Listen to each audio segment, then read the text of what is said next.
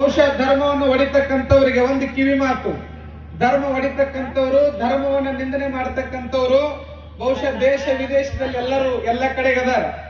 ಆದ್ರೆ ಒಂದು ಗೊತ್ತಿರಲಿ, ದೇಶ ವಿದೇಶದಲ್ಲಿ ಇರೋರಿಗೆ ಧರ್ಮ ಒಡಿತಕ್ಕಂಥವ್ರಿಗೆ ನರೇಂದ್ರ ಮೋದಿ ಅನ್ನುವಂತ ಹೆಸರು ಭಯವನ್ನು ಹೊಡಿಸಿದ್ರೆ, ಕರ್ನಾಟಕದೊಳಗ ಧರ್ಮ ಹೊಡಿತಕ್ಕಂಥವ್ರಿಗೆ ಕಿವಿ ಒಳಗೆ ಬರೀ ಬಸವನಗೌಡ ಯತ್ನಾಳ್ ಅನ್ನುವಂತ ಒಂದೇ ಒಂದು ಹೆಸರು ಭಯವನ್ನು ಹೊಡಿಸತಕ್ಕಂಥದ್ದು.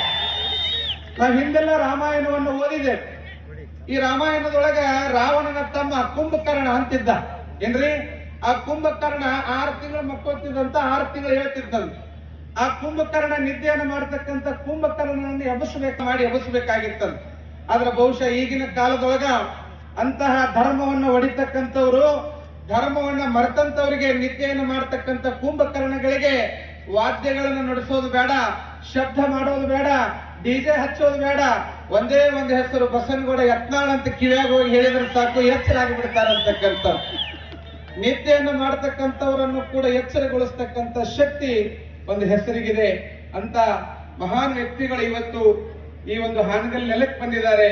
ನೀವೆಲ್ಲ ಅವರ ಮಾತುಗಳನ್ನು ಕೇಳಲಿಕ್ಕೆ ಬಹುಶಃ ನನ್ನ ಪುಣ್ಯ ವಿಶೇಷ ಏನು ಅಂತಂದ್ರೆ ಈ ವೇದಿಕೆಯಲ್ಲಿ ಪ್ರಾಸ್ತಾವಿಕ ಮಾತನಾಡುವಂತ ಅವಕಾಶ ನನಗೆ ಒದಗಿ ಬಂದಿದೆ.